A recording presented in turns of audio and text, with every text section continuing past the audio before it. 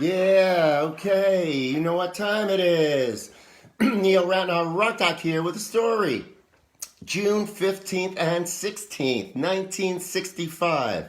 Bob Dylan was in the studio recording his classic tune, Like a Rolling Stone. And today, I thought I'd tell you a few things about the song that you might not know. But as usual, a little background first. All right, just 1 month before recording the song, Dylan was in Europe wrapping up the solo acoustic tour, and it was on this tour that Dylan began writing a long, free-form piece he compared to vomit. It was just a rhythm thing on paper, all about my steady hatred, directed at some point that was honest. After the tour, Dylan came back up here to Woodstock and continued to work on the song. Of course, the song was written up here. Why wouldn't it have been? According to Dylan, the first two lines, which rhymed kidding you and didn't you, just about knocked me out. And when I got to the jugglers and the chrome horse and the princess on the steeple, it all just about got to be too much. Dylan started work on his new album, Highway 61 Revisited, on June 15th at Columbia Studios in New York with producer Tom Wilson, guitarist Mike Bloomfield, guitarist extraordinaire Mike Bloomfield, pianist Paul Griffin, drummer Bobby Gregg, and bassist Joseph Macho. Now, near the end of the day, Dylan played a rough, slow version of Like a Rolling Stone for the band, which you can hear on the first volume of the Bootleg series. Now, the session ended up just as the band was beginning to wrap their heads around the tune, and they were told to come back the next day. All right.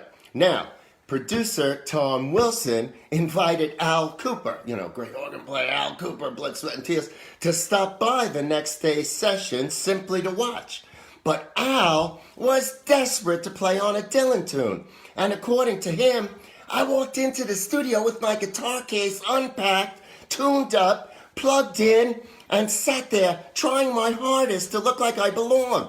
Soon enough, Bloomfield walked in and began practicing and played some of the most incredible guitar I'd ever heard. And he was just warming up. I was in over my head. I embarrassingly unplugged, packed up, and went into the control room and sat there pretending to be a reporter from Sing Out magazine.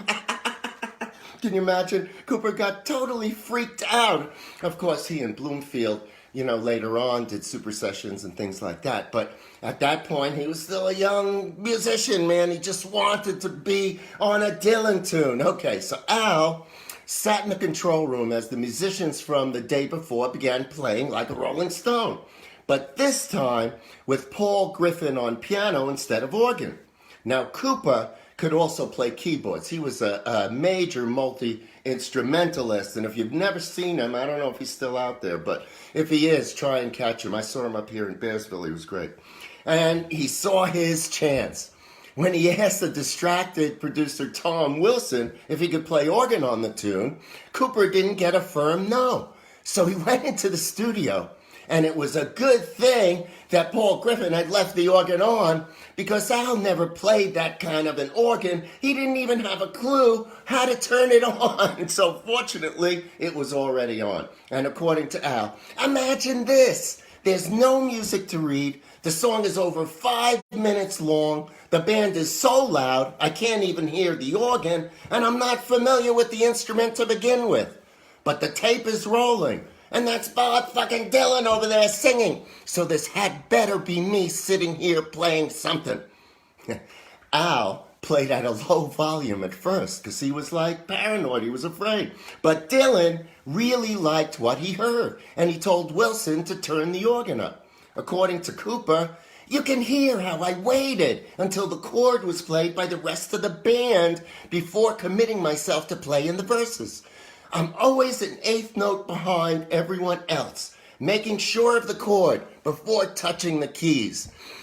And all of you know, you've heard the song. It's that little delay and Al's organ that makes the song what it is.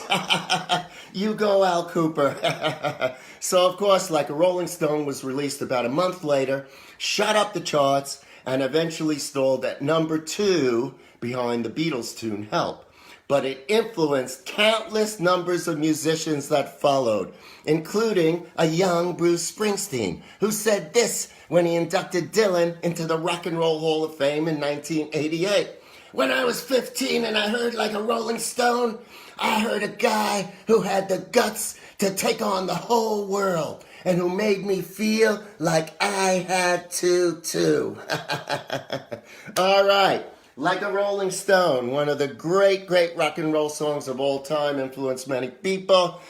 Something I still listen to every now and then, and I'm sure you do too.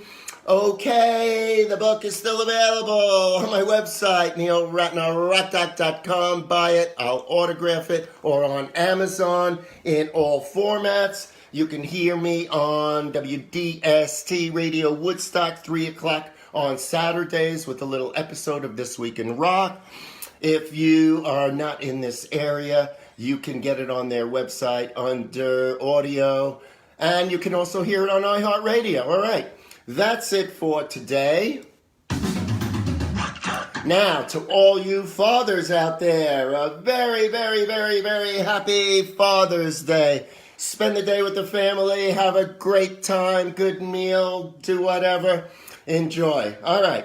I'll be here all week with my posting, maybe more videos during the week. We'll see. My radio show, my book, at any rate.